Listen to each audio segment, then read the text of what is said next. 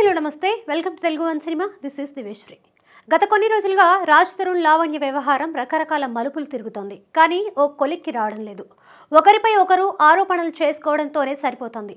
తనను పెళ్లి చేసుకొని మరొకరితో సంబంధం పెట్టుకొని తనకి దూరంగా ఉంటున్నాడని లావణ్య నార్సింగ్ పోలీస్ స్టేషన్లో రాజ్ తరుణ్పై ఫిర్యాదు చేసింది. దానికి సంబంధించిన ఆధారాలు లేకపోవడంతో మొదట ఫిర్యాదును స్వీకరించలేదు పోలీసులు.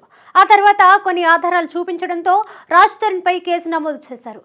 దీనికి సంబంధించి విచారణకు హాజరు కావాలని పోలీసులు అతనికి నోటీసులు పంపించారు.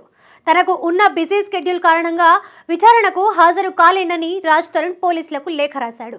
ఈ కేసుకు సంబంధించి గురువారం హైకోర్టును ఆశ్రయించాడు.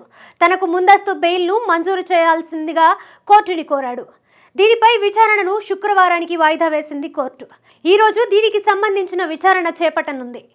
ఈ కేసులో బెయిల్ మంజూరు అవుతుందా లేక అతన్ని అరెస్ట్ చేస్తారా అనే విషయం సస్పెన్స్గా మారింది. ఇదిలా ఉంటే బుధవారం మాదాపూర్ కాకతీయ హిల్స్లోని రాజ్ తరుణ్ ఇంటికి వెళ్లి అక్కడ కొంత హంగామా చేసింది లావణ్య.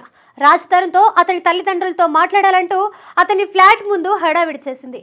దీనిపై గురువారం మాదాపూర్ పోలీస్ స్టేషన్లో ఫిర్యాదు చేశారు రాజ్ తరుణ్ తల్లిదండ్రులు. తమ ఇంటికి వచ్చి తలుపులు తీయాలంటూ లావణ్య గొడవ చేసిందని, నేర చరిత్ర కలిగిన ఆమె వల్ల తమకు ప్రాణహాని ఉందంటూ ఫిర్యాదులో పేర్కొన్నారు రాజ్ తరుణ్ తల్లిదండ్రులు. కాబట్టి తమకు రక్షణ కల్పించాలంటూ వారు కోరారు. దీనిపై విచారణ చేపడతామని పోలీసులు వారికి హామీ ఇచ్చారు. తనపై లావణ్య ఫిర్యాదు చేసిన మరుసటి రోజు మీడియాతో మాట్లాడిన రాజ్ తరుణ్ ఈ విషయంలో లీగల్గానే వెళ్తానని స్పష్టం చేశాడు. ఆ తర్వాత మళ్లీ మీడియా ముందుకు రాలేదు. విచారణకు హాజరు కావాల్సిందిగా పోలీసులు నోటీసులు జారీ చేసినా వెళ్లలేదు.